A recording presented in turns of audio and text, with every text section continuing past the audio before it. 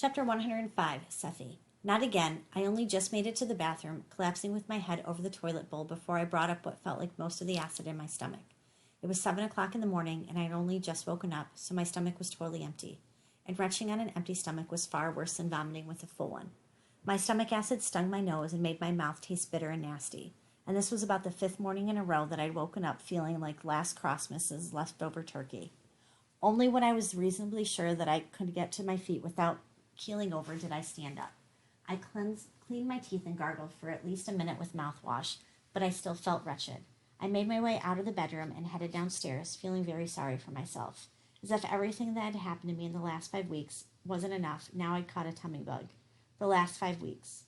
After I regained consciousness, it seemed like every doctor in the Northern Hemisphere had prodded and poked me and given me test after humiliating test until I felt more like a specimen in a lab than a human being. And the police had asked me question after embarrassing question, especially about what my kidnappers had done to me. Whatever happened, you mustn't feel it was your fault. You were powerless. You can tell us everything that happened. We'll understand. The policewoman had smiled and hugged and tried to get me to confide in her until all I wanted to do was slap her senseless. She interviewed me in a room with a huge mirror on one wall and kept stealing quick glances at it when I wouldn't answer her questions. I mean, did she really think I was that stupid? Geez, I knew a one-way mirror when I saw it.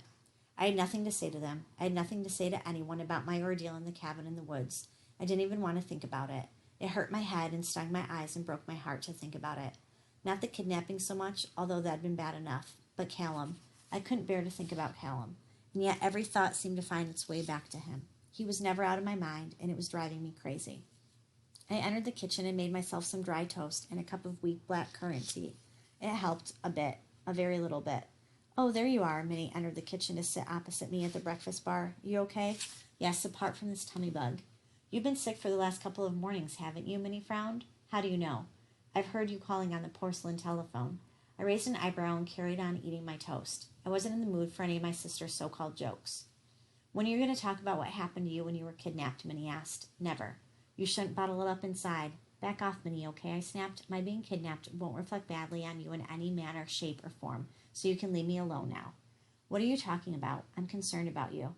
Yeah, right. I took another bite of toast. What happened to you out there? Minnie asked softly. I was kidnapped. I escaped. Now you know as much as I do. I chewed my last piece of toast and swallowed it down with a sip of rapidly cooling fruit tea. Sefi, are you pregnant? What are you talking about? Of course I'm not.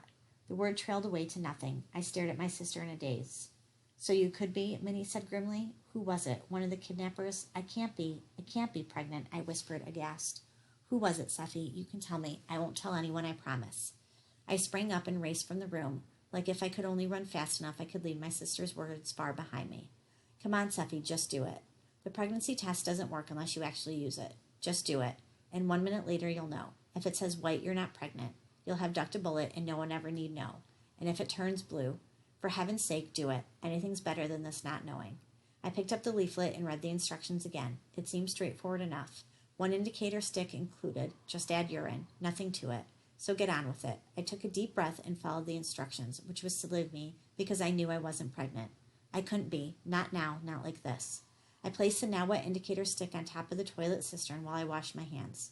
All I had to do now was wait. Just 1 minute to go. The longest minute of my life. I sat down on the closed toilet lid, my back to the indicator stick as I counted up to 60. I stopped at 59, unable to even think of the next number. Never mind say it. I'm not pregnant. Just because I've been a bit sick in the morning, that doesn't mean anything. It's just a delayed reaction to everything that's happened to me over the last few weeks. That's all. Steeling myself, I turned round, my eyes closed. I opened my eyes very slowly. I didn't even have to pick it up. I could see its color very clearly. What am I going to do? God help me. What am I going to do?